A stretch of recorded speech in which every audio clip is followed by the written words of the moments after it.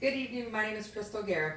I'm here to talk to you about gun control and try to persuade you to see the points of why we should have our gun control laws reevaluated and also possibly having the age limit re-boost.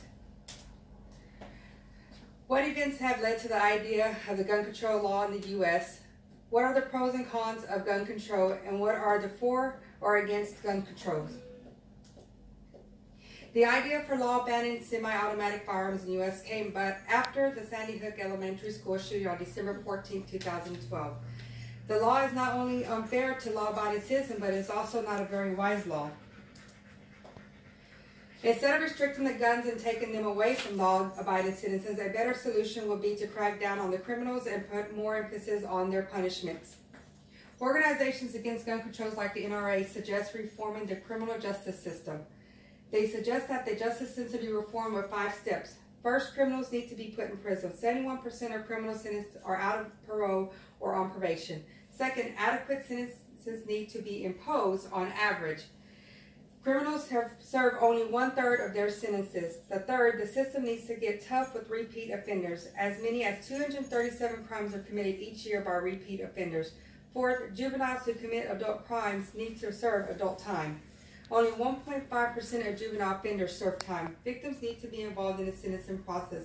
These reforms would help to reduce the crime, and instead of punishing everyone, only those deserving punishment would suffer.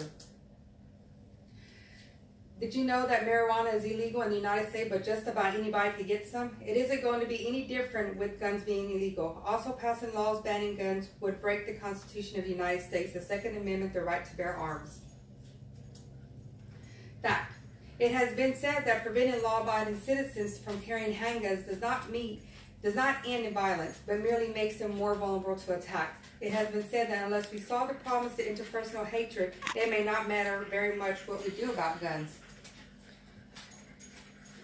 Barack Obama stated, "We may not be able to save every child from gun violence, but if we have to save a few, that starts changing the atmosphere in our communities, neighborhoods by neighborhood, one block by one block, one family at a time." In the United States, for every one police officer, there are 23,000 civilians. How is one police officer going to protect them all? It's all good reason to keep our guns close by ourselves. Defense when needed. Also, 89% of NRA members are against this gun banning law. As far as raising the age limit from 18 to 21 is a good idea because of the fact that if a 21-year-old has to wait to buy alcohol, why don't they have to wait to buy guns? Also, not banning all guns, but banning assault rifles, because majority of guns that are being used in attacks in schools, public events, are all assault rifles. Assault rifles should be banned to only military, police officers, and federal agents are the only ones should be allowed to carry assault rifles. There's no point of a citizen having an assault rifle because what do you do with them? There's nothing you can absolutely do with them. All school shootings and public event shootings have all been used with assault rifles. So banning assault rifles to citizens that are not part of the military, police officers, federal law officers should not be allowed. In conclusion, I do know that each year a lot of people are killed by guns, and sometimes should be done to reduce this number. But if guns are banned in the United States, then what will happen if a burglar breaks into your home? They will most likely have a weapon, and if you call the police, they will already have killed you, and then all of your possessions by the time the cops come. The best solution would be to defend yourself with a gun, but if this gun control law passes, if you shoot the burglar, you will probably be framed rather than the actual crime because you had a gun and the thief did not. I think that is a good solution to this gun problem would be to educate people on guns. In a lot of schools, there are no classes teaching about gun safety. Another solution would be to make guns available for people with certain mental conditions, passing a law that bans guns not only unfair to law-abiding citizens, but it is not a very wise law. Honduras has already banned guns. Hong Kong has a strict gun control. If you notice, the countries overseas don't have school shootings because they have a strict gun law and no assault rifles.